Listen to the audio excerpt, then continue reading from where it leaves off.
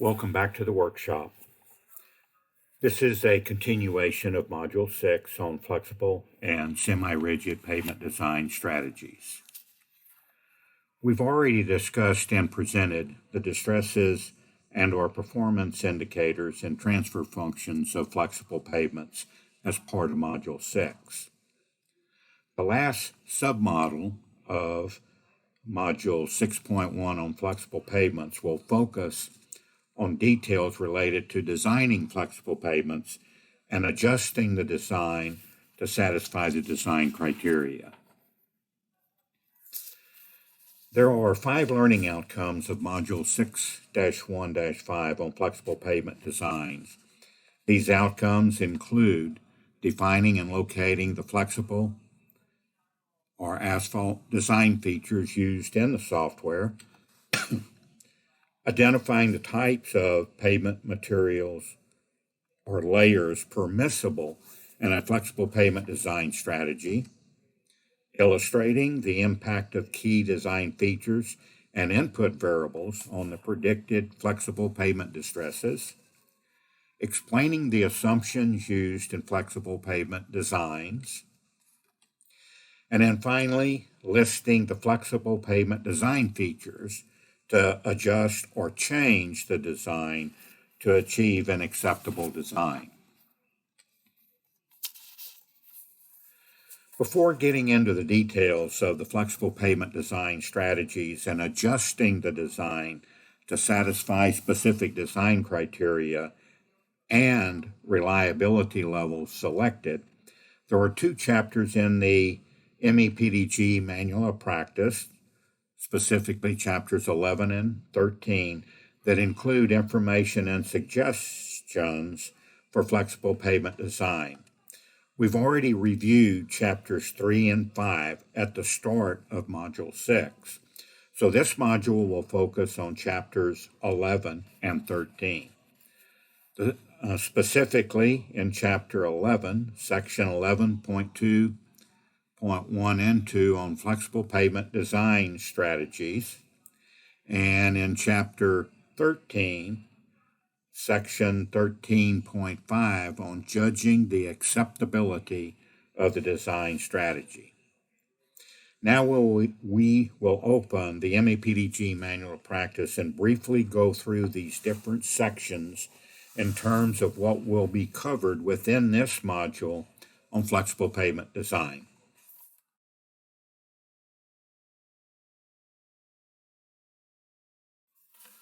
So going down to chapter 11,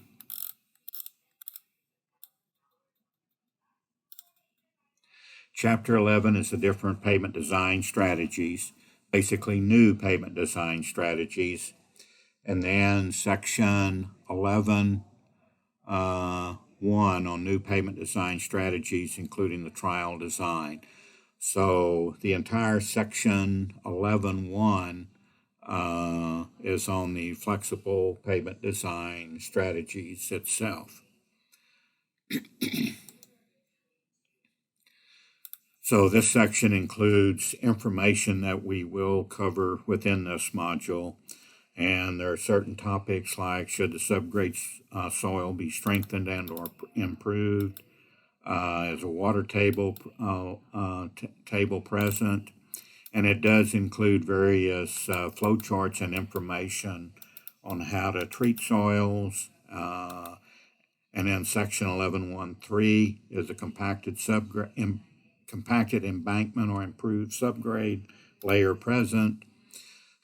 Should a drainage layer be included in the design strategy? So there's a lot of information on setting up a trial design or selecting different layers and or design features for the flexible pavement design. So we will cover each of these and then come back. So that's chapter 11. Now we want to go to chapter 13 to do a brief review of 13 on judging the interpretation and analysis of the trial design, specifically section 13.5 judging the acceptability of the trial design. For flexible pavements, the table 13.3 guidance for modifying AC, which is asphalt or flexible, trial designs to satisfy performance criteria.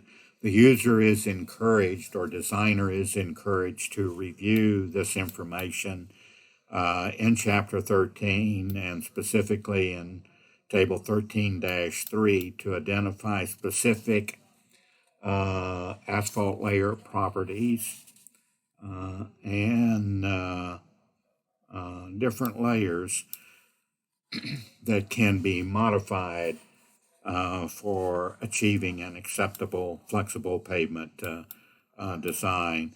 And it is specific by the different types of distresses that we have already discussed in this module, both the models and transfer functions that are used in the prediction of each of these distresses. So table 13-3 is the primary table. It will be used toward the end of this module and covered in summary, kind of in a summary session. So now let's go back to the presentation, and then we will continue. So we'll start with the structural and site features that impact the performance of flexible pavements. This is a screenshot showing the folder and tabs for flexible pavement design features and factors needed for designing an asphalt or flexible pavement. We'll open the software and review the screens to show where the flexible pavement design features and variables are located. So we'll open the software now for flexible pavement design. So we have already covered in previous modules the general information. We've included or discussed the performance criteria for flexible pavements or new flexible pavements. We've looked at and already discussed as part of the inputs traffic, climate, and then structure in terms of the layer properties for each of the layers included in the simulation, both the mixed volumetric properties, the mechanical properties for the asphalt layers, and then the thermal properties of the asphalt layer. Similarly, we have already covered for the unbound aggregate and subgrade the different properties that are needed and included in the Pavement ME design software through the different input levels, both the mechanical properties as well as the volumetric properties. All of these have already been discussed in previous modules of this workshop.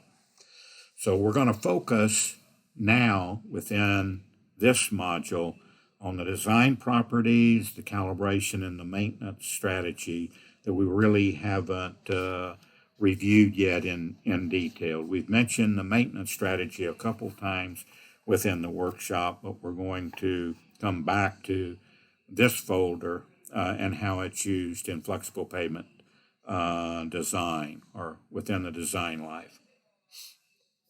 So first of all, let's review the design properties very briefly. We have the AC surface shortwave absorptivity. That's the asphalt wearing surface. And we'll get in a little bit more detail or have some additional statements about some of these design properties when we get back to the presentation. But the next design feature is the layer interface, which is full friction. Basically, that's the friction between each of the different layers simulated. For new pavement design, it's generally recommended that full friction be included in all of these layers. Full friction has a value of 1. no friction, or no bond has a value of 0. Next item is the endurance limit. And is the endurance limit applied? Basically, for all global calibration, the endurance limit was not applied, and so it's not used. And then the other is the multi-layer rutting calibration coefficients for different asphalt layers. And we'll discuss that in more detail a little later on. Also wanted to review the calibration coefficients that we have discussed in earlier submodels of or submodules of module number 6. And we're going to briefly go through these calibration coefficients. So we're going to start with AC fatigue. This is the fatigue strength of the asphalt mixtures. Remember the K1, K2, and K3, this is where they are entered, and they come from the laboratory fatigue test. K1 and K2 and K3 are entered here. The beta values, basically the beta 1, beta 2, and beta 3 are the calibration coefficients for the laboratory-derived values.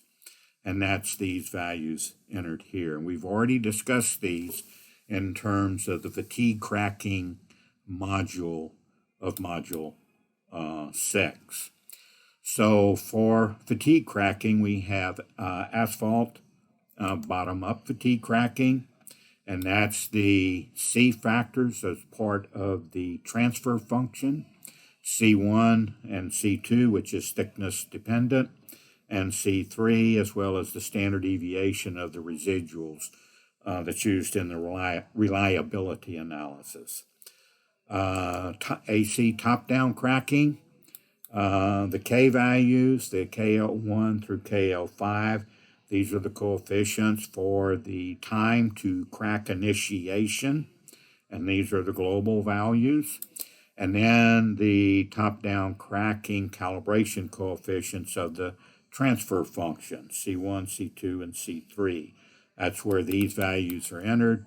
And then the top-down cracking standard deviation relationship that's used to determine the reliability of a specific design. So the next would be asphalt rutting.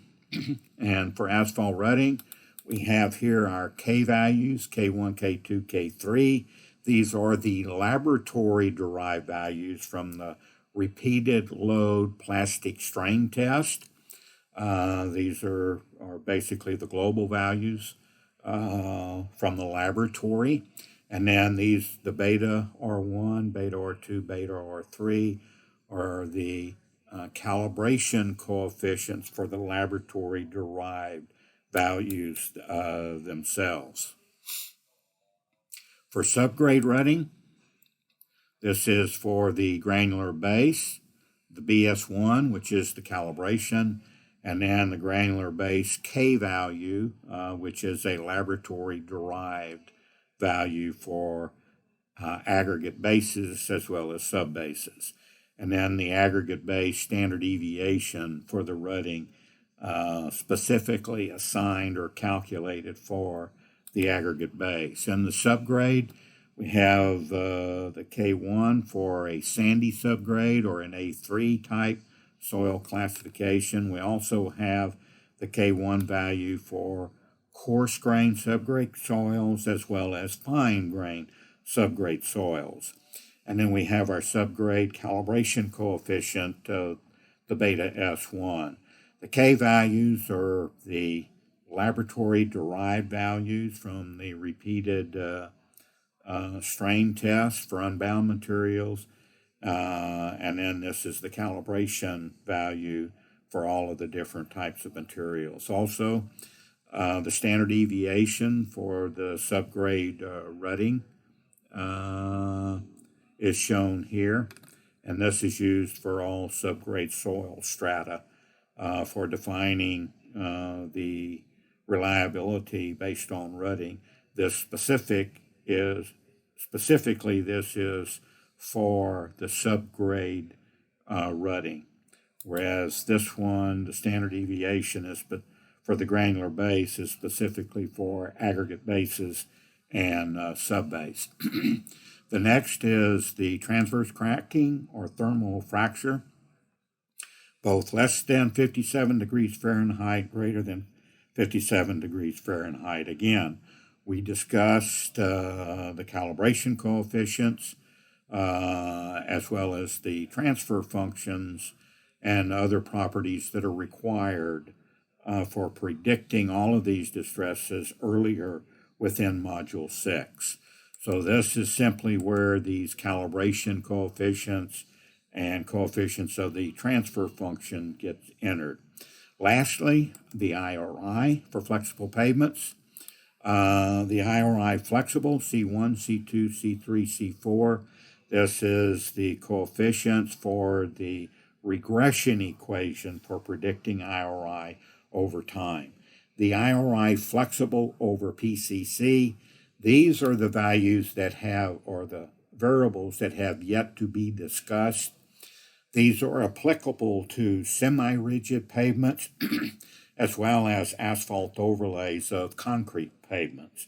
So we'll discuss these in Module 6.2 as well as in the rehabilitation modules 8 and 9 that have yet to be discussed. And then lastly, this is the IRI model standard deviation that's used to determine the reliability related to IRI for flexible pavements. So the next is the maintenance strategy. Basically, the maintenance strategy between flexible and rigid is about the same. The only difference is that different maintenance activities are obviously applicable to flexible versus rigid. So there's different maintenance activities, but the concept of including a maintenance strategy is the same. This shows the different maintenance strategies for flexible pavements as well as semi-rigid pavements that can be selected, and simply the year and month that this maintenance activity is expected to be applied, as well as the initial IRI after that maintenance activity has been applied or required inputs to the software. And that's basically it in terms of the design features and strategies for flexible pavements, other than the ones that we've already discussed as inputs and layer properties to the software. So with that, we're going to return to the presentation and then continue. So coming back to the presentation, we will now go through each of the design features that we reviewed in the report or in the software. We're not going to do a review of the calibration coefficients because those have already been discussed in detail in earlier submodules of Module 6.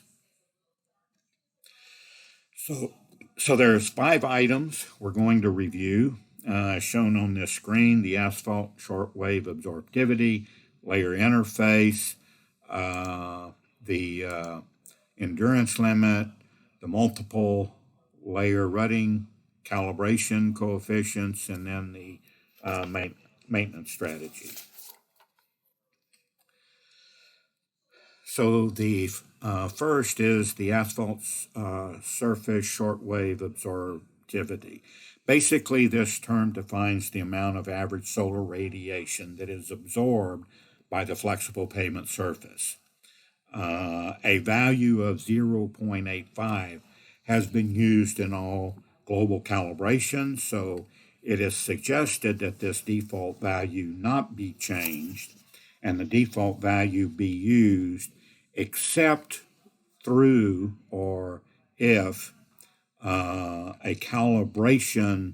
recalibration has been completed using some other value for the shortwave absorptivity.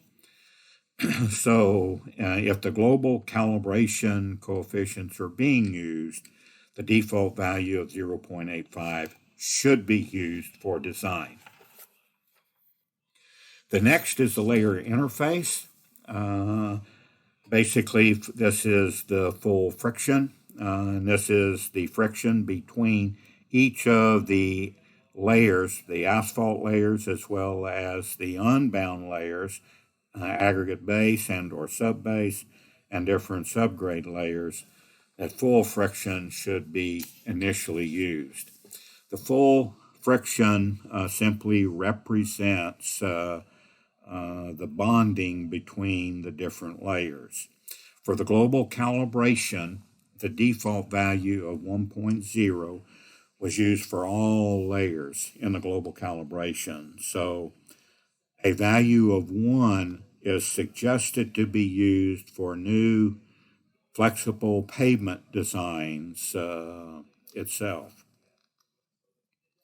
A value of 0, if we had a value of 0, that means no friction or full slip between adjacent layers.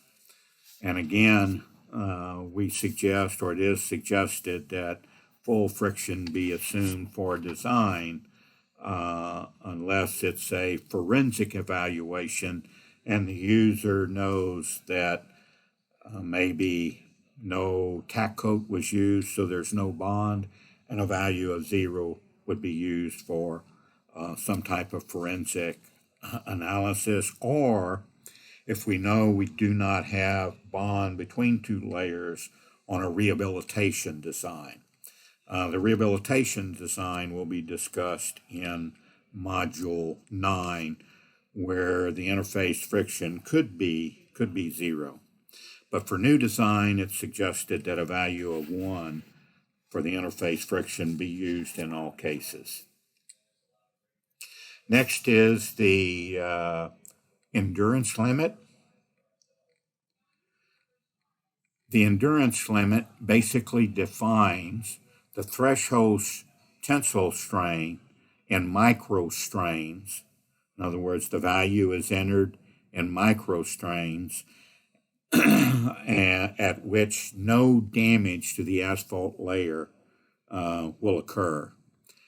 And the endurance limit was not applied in all global calibrations. Thus, it is suggested that the endurance limit not be used in specific designs unless the designer or organization has used or applied the endurance limit in the calibration process. So the user or designer is referred back to Module 4-4-5 on asphalt mixtures for additional discussion on the endurance limit and or the fatigue cracking of this section of this module. And as noted, the endurance limit was not included for any global calibrations, so it is suggested that it not be used except when it's included in calibration or as part of the calibration process. The next is the multi-layer rutting calibration. Basically, this comes from the repeated load plastic strain test. If an organization has not conducted repeated load plastic deformation test of asphalt mixtures, it's suggested that the multi-layer rutting calibration not be used, and that one set of rutting calibration factors for the asphalt layers be used in design. But this does enable the user to consider different rutting asphalt calibration factors, in other words, the K values from the laboratory for different asphalt mixtures. Again, if they've been measured in the laboratory. As we just noted earlier, agencies or organizations that have measured the repeated load plastic strain coefficients in the laboratory can include the root depth calibration factors that are layer dependent. So the maintenance strategy is the next one. And this is to be used if an agency typically uses some type of maintenance strategy during the design life of the pavement to correct surface defects. There is no impact on the structural defects like bottom up or structural cracking like bottom up fatigue cracking. There is an impact, obviously, on rutting measured at the surface, top-down cracking, but no impact also on transverse cracking because it is assumed that the transverse cracks go completely through the asphalt layer. This simply shows the different activities of a maintenance strategy that can be used for flexible pavements. Simply an undefined strategy, a micro mill with seal coat, micro mill with a micro surface, simply just place a micro surface, ultra thin overlays, and these are basically non-structural overlays or surface modifications that are less than an inch, and then some type of scratch layer with no structural surface. So the number of asphalt layers, a maximum of 3 layers can be used for a flexible pavement design of 3 asphalt layers. That's usually a asphalt wearing surface that's simulated, and then the asphalt wearing surface controls top-down cracking as well as transverse cracking. The asphalt base layer, the base layer that's placed, controls bottom-up fatigue cracks. So the asphalt intermediate layers, or all the material between the wearing surface and the lower asphalt base, have an impact on the top-down cracking and the bottom-up cracking, but only related to the total thickness and the modulus or stiffness of these intermediate layers. So it's only how the stiffness and thickness affects top-down cracking as well as bottom-up cracking. But it is restricted, or a maximum of 3 asphalt layers is used or included in the software. So some agencies also use a permeable asphalt treated base layer for drainage purposes. The SBS1 experiment and the LTPP program include permeable asphalt treated base layers in all of the core test sections of that experiment. These open graded asphalt drainage layers have low asphalt content and very high air voids so that they have high permeability. Remember from the earlier session of Module 6.1 or 6.1.2 on flexible pavement transfer functions for bottom-up fatigue cracking, low asphalt content and high air voids significantly reduce the allowable number of load applications or the fatigue strength of the material. With the extremely low fatigue strength, high areas of bottom-up fatigue cracks are usually predicted. But the cracking data or observations from the LTPP program, especially the SBS1 experiment, do not support the high areas of fatigue cracks that observed. The fatigue cracks or allowable number of load, the fatigue strength or the allowable number of load repetitions were derived for testing dense graded asphalt layers and not permeable asphalt treated base layers used for drainage. Thus, it is suggested these layers be simulated as a high quality, high modulus aggregate base layer. An average representative elastic modulus of about 80,000 psi has been suggested. So where does this value of 80,000 psi come from?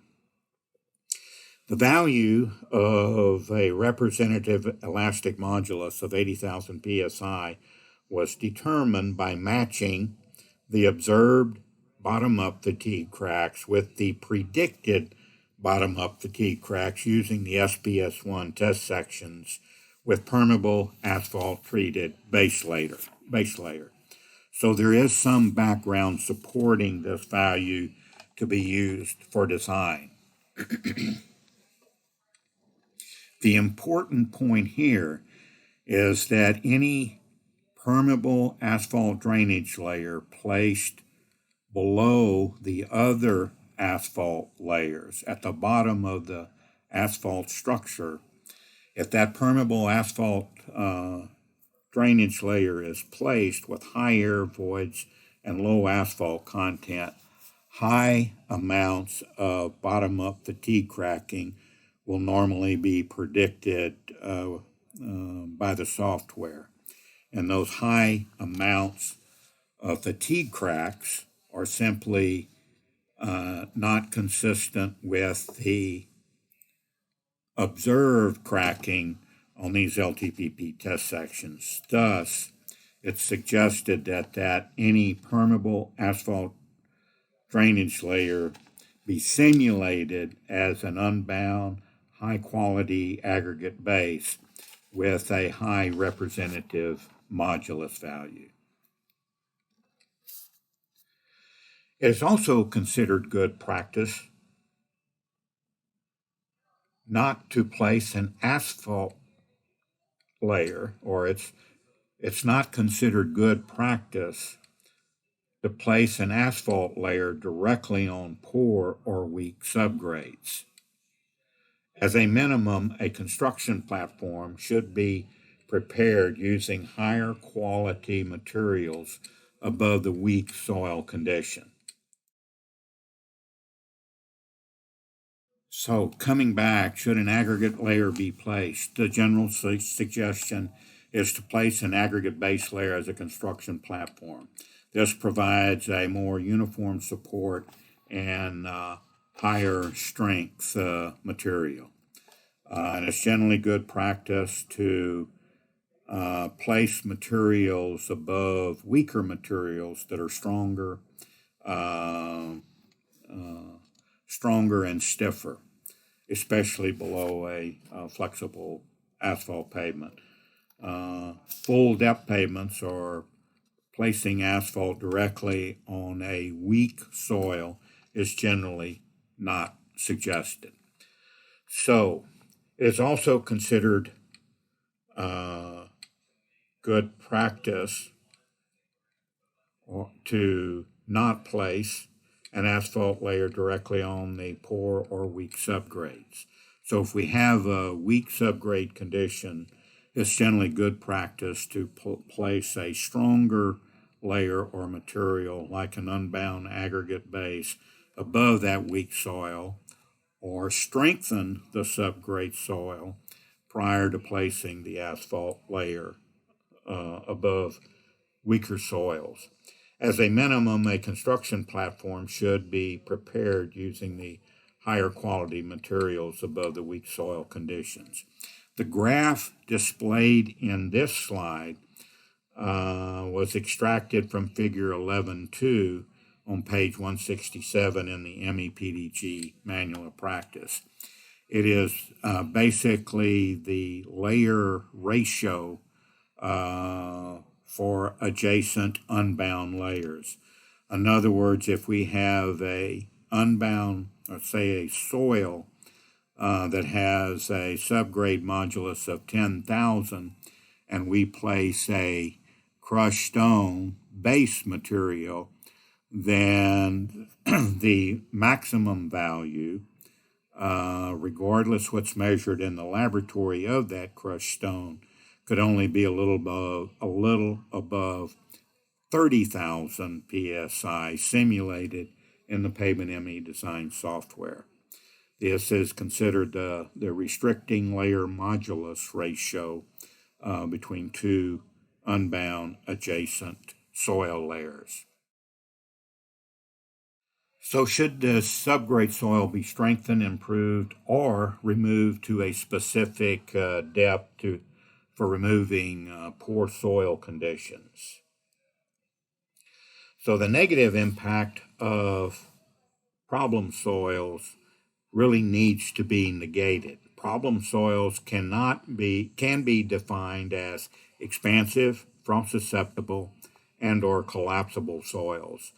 Methods used to define and treat these problem soils are included in the MEPDG Manual of Practice because the Pavement ME design software does not directly predict the magnitude of frost heave, the deformation associated with collapsible soils, and the potential vertical rise or change from expansive soils. The Pavement ME software assumes each of these outcomes will be controlled as part of the design process. Figure 11.1 on page 163 of the MEPDG Manual of Practice provides a flow diagram for classifying problem soils and suggested methods to negate those conditions, reducing the impact of flexible pavement performance, or reducing their impact on flexible pavement performance. This next session will focus on the different types of layers that can be simulated and used in designing a flexible pavement. Different types of unbound, non-stabilized aggregate, base or subbase layers can be used in the flexible pavement structures. These vary from a dense graded aggregate base to an open graded permeable aggregate base, also to the use of millings and pulverized in place asphalt.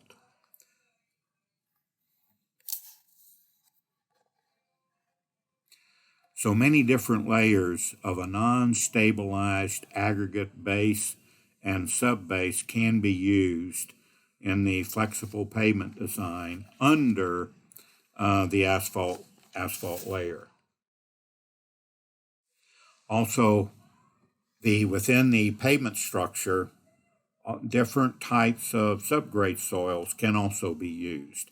Basically, it's any type of soil strata can be used in the pavement structure. Again, some of the higher, better subgrades that are stronger and have better support conditions for the asphalt layer can be placed directly above the subgrades. However, for some of the very poor subgrades like A6 and A7 type soils, it's generally recommended that a construction platform and or aggregate base layer that is stronger be placed between the weaker subgrade soils and the asphalt itself, and or the subgrade soils strengths be improved by treating them with other materials. Chemically, layers that cannot be used below an asphalt layer for flexible pavements include chemically stabilized layers that do have flexural strength to resist tensile strains, because this layer designation or strategy is defined as a semi-rigid pavement, which we will discuss under Module 6-2 on semi-rigid pavement designs. For flexible pavement designs, for this module, chemically stabilized layers are not permissible directly below the asphalt layer in a flexible pavement. Materials with relatively low Portland cement, lime fly ash combinations are simulated or can be simulated as a high quality aggregate base or subbase because the treated material cannot resist tensile stresses and do not respond as a bound layer with flexural strength. So if we do have different chemically stabilized materials, but the amount of the material is relatively low, which was defined in Module 4.4.3, then that layer can still be used, but in the pavement structure of a flexible pavement. But it is simulated as an aggregate base layer with a resilient modulus, a higher resilient modulus.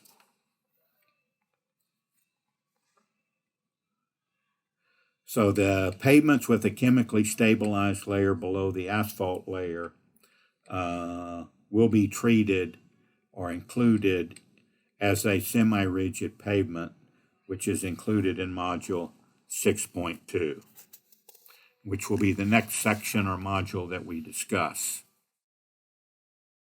Again, if the chemically stabilized layer does not respond as a bound layer with flexural strength, similar to some of the soil cements that have relatively low amounts of Portland cement or low amounts of lime fly ash combinations,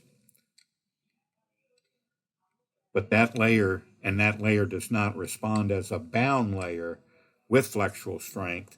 These are simulated as an unbound layer with a high representative elastic modulus.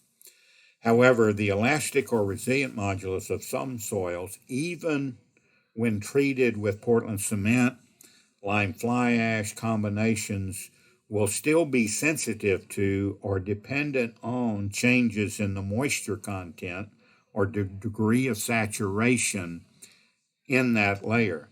The designer needs to decide whether the resilient modulus of the treated material, lower amounts of additive, is dependent on water content or degree of saturation.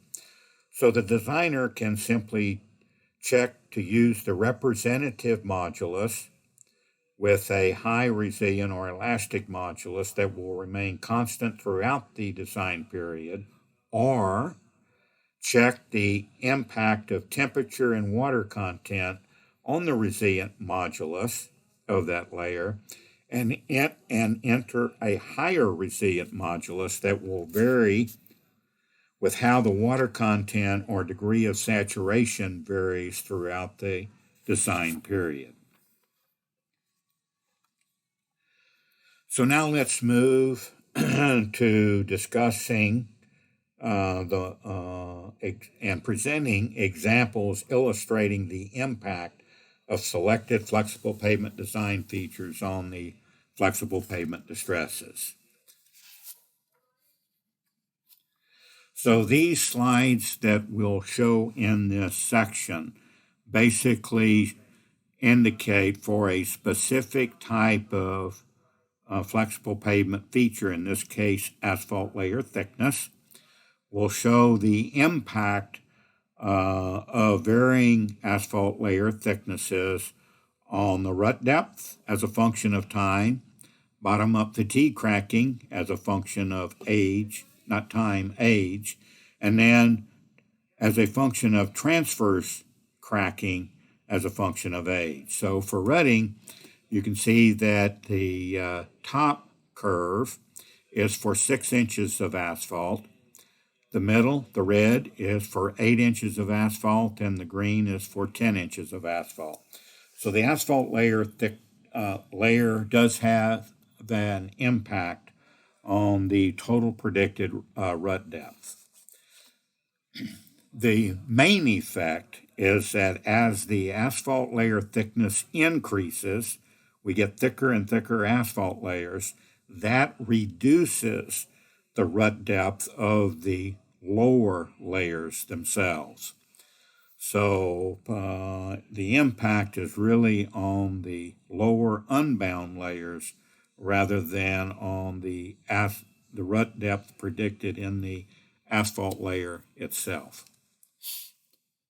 For bottom-up fatigue cracking, there is a significant effect, as we might expect, of thickness, total asphalt thickness on bottom-up fatigue cracks. The yellow curve is for 6 inches of asphalt, total 6 inches of asphalt.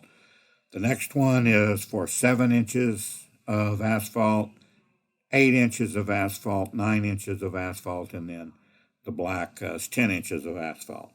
So you can see that there is a substantial, significant impact of thickness on bottom-up fatigue cracks. For transverse cracks, there's also an impact, but it's not as great as bottom-up fatigue cracking, but it generally has a slightly larger effect than for rutting. So the blue is 6 inches of asphalt, the center one, or the red one, 8 inches, and then the green is 10 inches. So the thicker the asphalt, we have a reduction in the length of transverse cracking predicted by the software. And that is because the definition of when a transverse crack occurs that's used in the mechanism, the transverse cracking mechanism, as well as in the transfer function itself. Next is the effect of air voids. So for rutting, there's a minor impact of air void content. The green line, or the upper one, is 9% air voids. The center one is 7% air voids, and then 5% air voids. So as the air voids decrease, there is reduction in rutting, simply because as the air voids decrease, the dynamic modulus generally increases. So the material is really becoming stiffer. For bottom-up fatigue cracking, there is a significant impact on from air voids. The green curve is going to be for 9%, and then it is 7%, and then 5%. So the higher the air voids, the greater the amount of fatigue cracking. And this is consistent with our previous discussion on permeable treated asphalt layers. Higher air voids, more fatigue cracking, and the effect is significant. In addition, we also have a significant impact on transverse cracks.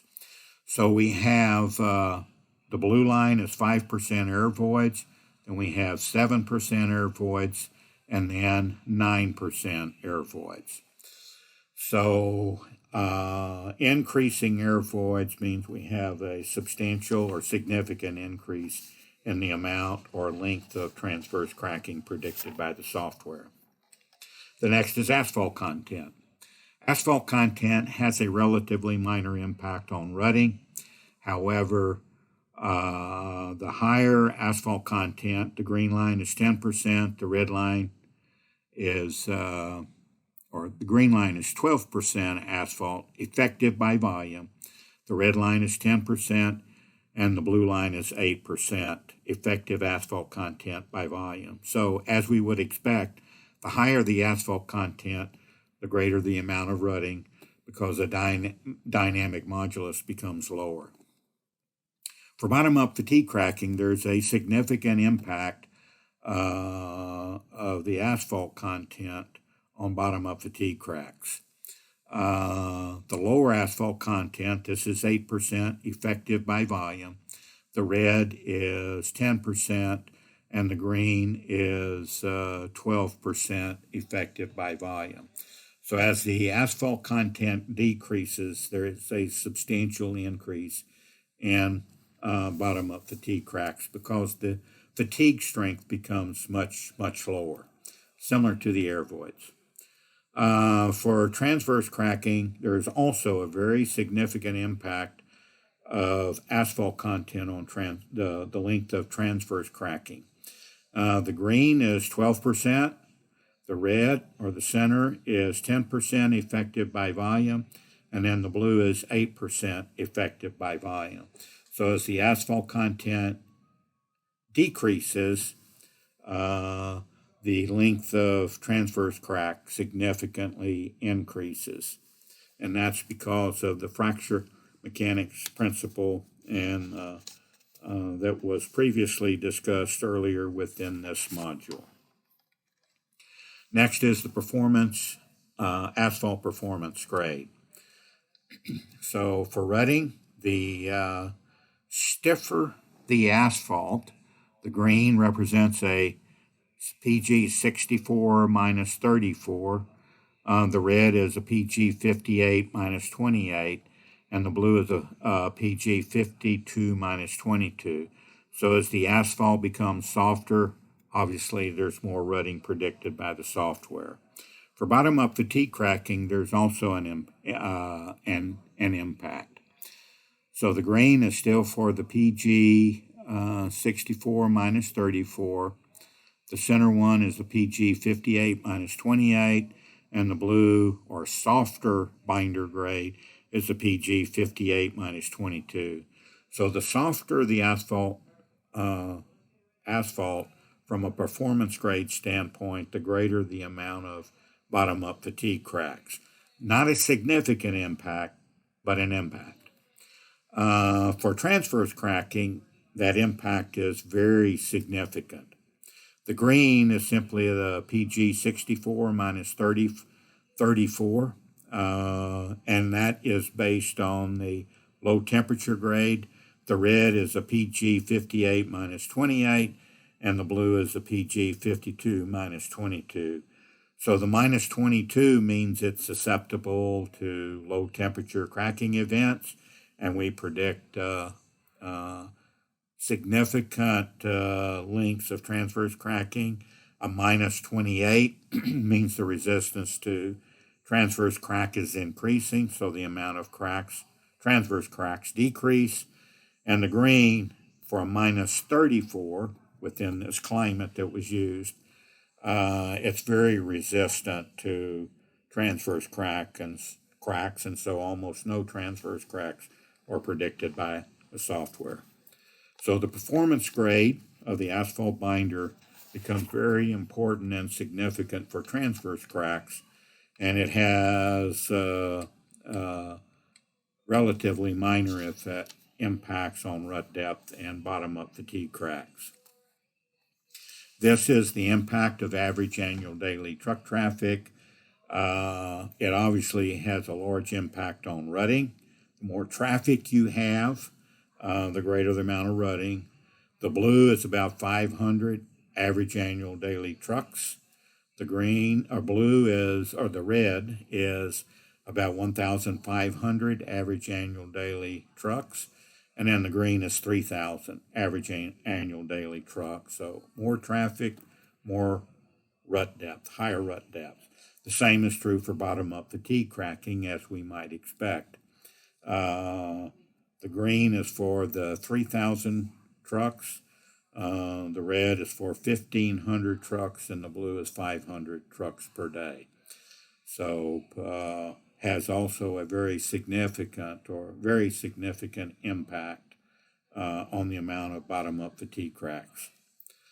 The reason transverse cracking, the graph is not shown, is the average annual daily truck traffic has no impact on thermal or transverse cracking because transverse cracks are non-wheel load associated cracks. We will now start with the structural and or the assumptions and things to remember regarding flexible pavement designs that were from the manual of practice or included in the manual of practice or that were mentioned earlier within Module 6 regarding the different distresses, as well as this submodule itself on 6-1-5. So the first thing to remember is that the asphalt wearing surface, as we previously discussed, controls top-down cracking.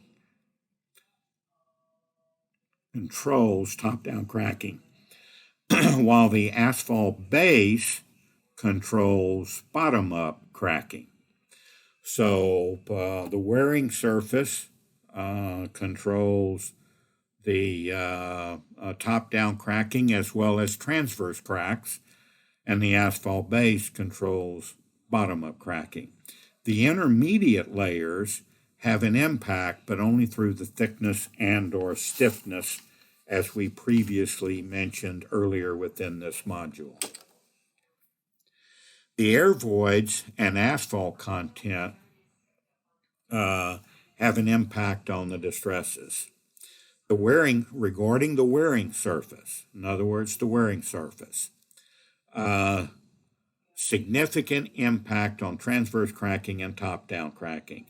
In other words, as the air voids increase and or the asphalt content decreases, there is an increase in top-down cracking as well as transverse cracking of the wearing surface. For the lower asphalt layer, the asphalt base, there's also a significant impact on bottom-up fatigue cracks from the lower asphalt content as well as higher air voids. So air voids and asphalt content have a significant impact on both bottom-up fatigue cracks as well as top-down fatigue cracks and transverse cracks. Again, transverse cracks and top-down cracks are controlled by the wearing surface. Bottom-up fatigue cracks are controlled by the asphalt base layer. Remember, the distress threshold values and or design criteria really need to represent the agency's policy of when to rehabilitate or repair the pavement. So these values represent the surface condition that triggers major rehabilitation. Remember from Module 441 on subgrade soils and Module 442 on aggregate base materials, the resilient modulus of any unbound layer should be compatible with the water content and dry density entered for a specific material and for a specific design. The volumetric properties need to be compatible with resilient modulus. As mentioned in the MEPDG Manual of Practice under Chapter 3.5, factors and features excluded from the MEPDG, durability and disintegration of the asphalt layer, as an example, stripping or disintegration, is not predicted by the software. It is assumed that the asphalt materials and mixtures will be designed to prevent any durability issue from occurring throughout the design life of the flexible pavement. As also mentioned in the MEPDG Manual of Practice under Chapter 3.5, factors and features excluded from the MEPDG, the volume change of the soil in terms of frost heave or frost-susceptible soils, or potential vertical rise from expansive soils is not predicted by the software. It is assumed that the subgrade will be properly treated and constructed. So the volume change of the soil is minimized and does not become an issue throughout the life of the flexible pavement.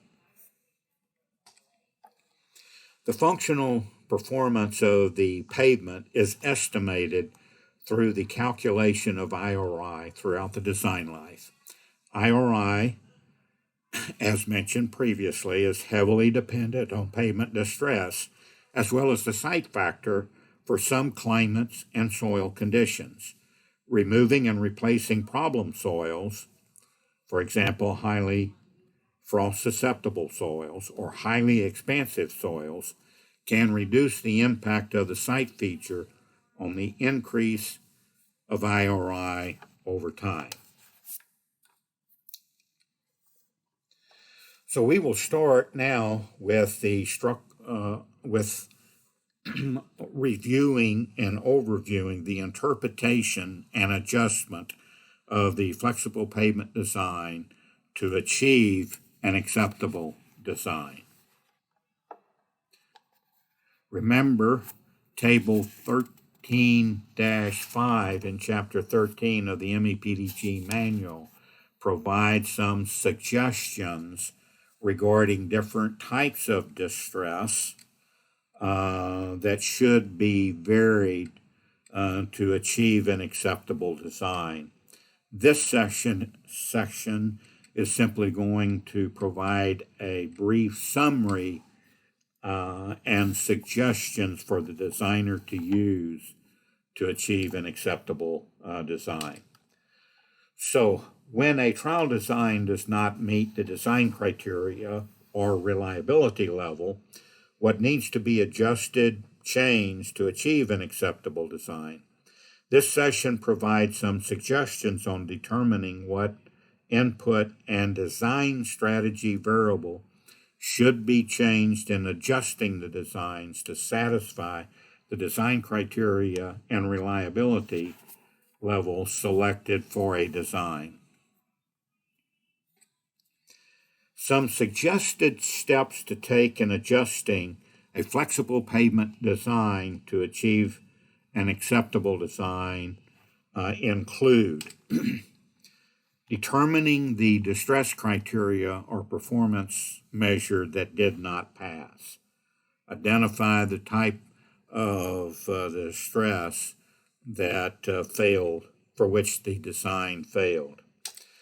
First, check the site factors and make sure they are reasonable and correct or have been correctly entered. Next is to check the inputs. Are they correct? And then identify one or more design features that have a significant impact on the values, the distress values that did not pass. And then, more importantly, change one design feature or factor at a time to understand its impact on the trial design strategy. How much does the distress decrease and or increase? So as I noted previously, Table 13-3 in Chapter 13 of the MEPDG Manual of Practice provides some suggested modifications for reducing the distresses to achieve an acceptable design. In other words, what properties or features should be changed to achieve an acceptable design. Focus on the input parameters that are controllable by the designer and those that have a significant impact on the predicted distresses. This table, or the table displayed in this slide and the following slide, simply illustrate the importance of the design factor or feature in changing the distress variable. 3 check marks in a cell that's shown in the table indicate the distress variable is highly dependent on the site factor or measure. So that would be a factor to change if we're trying to reduce a a design or distress variable. 2 check marks suggest the design factor or feature has a significant impact on the predicted distress. 1 check mark suggests the design factor or feature has a minor impact on the predicted distress.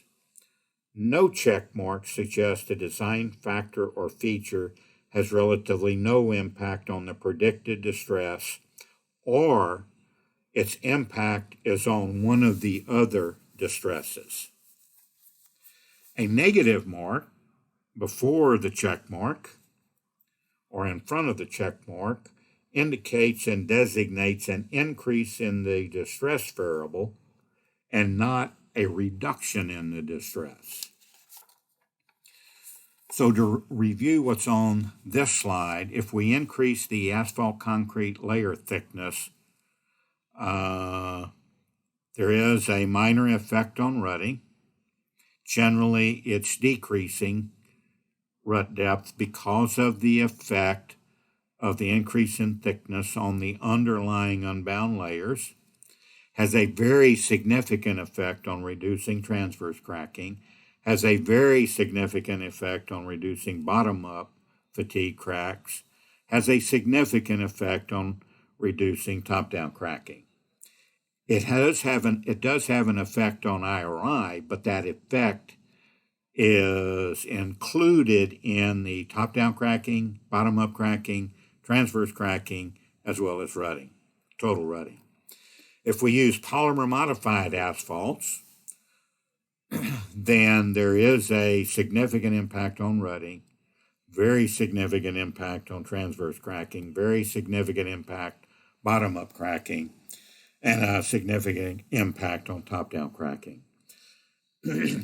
Use wearing surfaces that have a much higher compliance value. In other words, basically they're softer.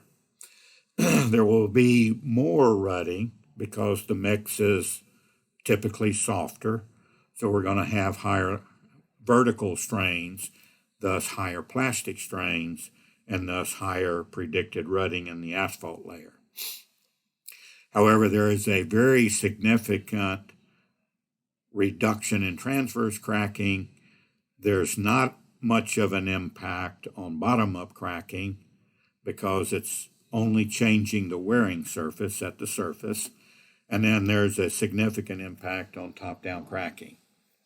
If we go to the use of stiffer asphalt mixes, in other words, they're less compliant, stiffer asphalt mixes, significant impact on rutting, significant impact on transverse cracking, but transverse cracking increases from a stiffer wearing surface layer, significant impact on bottom-up fatigue cracking, and a minor impact on top-down cracking, which means with very stiff or stiffer non-compliant mixes means top-down cracking will generally increase at the surface.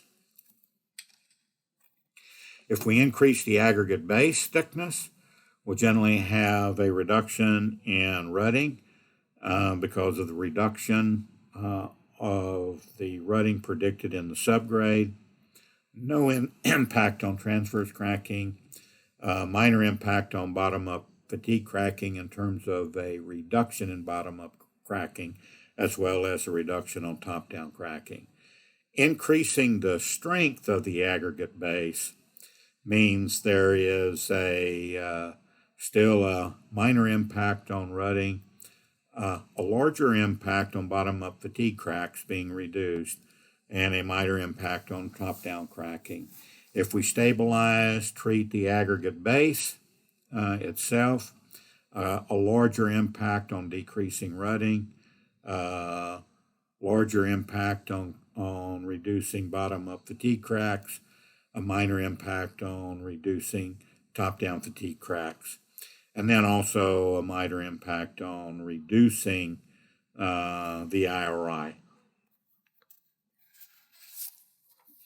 If we stabilize the soil, We can definitely have a significant impact on rutting and a significant impact on bottom-up fatigue cracking and a minor impact on IRI. If we remove and replace the problem soils, we have a significant impact on rutting, minor impact on bottom-up fatigue cracking depending on the stiffness of the materials replacing the problem soils, and can have a very significant impact on reducing IRI. If we require lower IRI at construction, we can have a significant impact on IRI, but no impact on the other distresses. Reducing, now there are other input variables that have a significant impact on flexible pavement distresses, but the designer generally does not control those inputs, and some of those are listed on this slide. For example, reducing the air voids of each layer, minor impact on rutting, significant impact on transverse cracking and bottom-up cracking, and larger impact on top-down cracking. If we increase the asphalt content of the layers, we're going to have a negative impact on rutting. It's going to increase. We're going to have a larger impact on reducing transverse cracking, very significant impact on reducing bottom-up cracking, and a significant impact on reducing top-down cracking. If we reduce the coefficient of thermal expansion contraction, obviously of the wearing surface, will have a very significant impact on reducing transverse cracking, but basically no impact on the other types of distress. If we change the asphalt mixture gradation, we can have a minor impact on rutting, transverse cracking, and bottom-up cracking, but a significant impact on top-down cracking because of the aggregate shape characteristics regarding coarse-graded versus fine-graded type mixes that we previously discussed. Continuing with some factors that the designer does not directly control, that would be average annual daily truck traffic, generally has a very significant effect on the different distresses, with the exception of transverse cracks, because transverse cracks are non-wheel load related. The climate and location has an impact on rutting, can have a very significant impact on transverse cracking, also affects bottom-up fatigue cracking, top-down cracking, and a more larger effect on IRI. Similar subgrade has the same type of impact as a minor impact on rutting, bottom-up fatigue cracking, and top-down cracking, no impact on transverse cracks, and then can have a significant impact on IRI. So the designer should not blindly select any pavement design feature or input variable to try to reduce one of the distresses. Some adjustments that are usually not cost effective in reducing a distress are listed on this slide. If we try to increase the asphalt layer thickness to reduce rutting and or IRI, there's usually better ways to reduce rutting than increasing asphalt layer thickness, so it's usually not cost effective. Reducing the air voids to reduce rutting is generally not cost effective, and then increase the thickness of an aggregate base layer to reduce bottom-up and top-down fatigue cracking is usually not cost effective. We should look at other variables for reducing bottom-up and top-down fatigue cracks. There are other design factors and features that are not cost effective for reducing certain distresses of flexible pavements. Thus, the designer should select only those variables that have a significant impact on reducing the distresses not meeting some criterion established by the designer and or the reliability level selected or defined by the designer. Next is a summary of the flexible pavement design module that we just covered, Module 615. In summary, the learning outcomes from this module on flexible pavement designs included defined and located flexible or asphalt design features that are used in the software. Where are they at in the software, and how do we change them? We also identified the types of pavement materials permissible in a flexible pavement design strategy. Please remember the use of chemically stabilized materials that are that respond as a bound layer and have flexural strength. Those are not included in a flexible pavement design, but are included in a semi-rigid pavement design, which will be discussed in the next module. We illustrated the impact of key design features and input variables on the predicted flexible pavement distress. We explained the assumptions used in the flexible pavement design strategy, and then listed the flexible pavement design features to adjust or change the design to achieve an acceptable design. In addition to the outcomes from this specific module, 6-1-5, remember from the previous other modules of Module 6 on flexible pavement design strategies, or 6-1 on flexible pavement design strategies. Module 6.1 provided the following outcomes in total. We described the flexible pavement transfer function for rutting. We described the flexible pavement transfer function for transverse cracking or non-wheel load related cracking. We described the flexible pavement transfer function for fatigue or alligator cracking.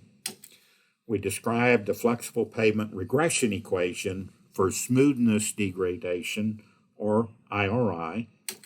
We listed the assumptions used, or some of the assumptions used, in the flexible pavement design strategy. We demonstrated the impact of selected input variables on the predicted distresses. And finally, we identified the input variables to change to achieve an acceptable flexible pavement design. So this ends Module 6-1 on flexible pavement design strategies and transfer functions. The next module of the training course sequencing is Module 6.2 on semi-rigid pavement design strategies and transfer functions.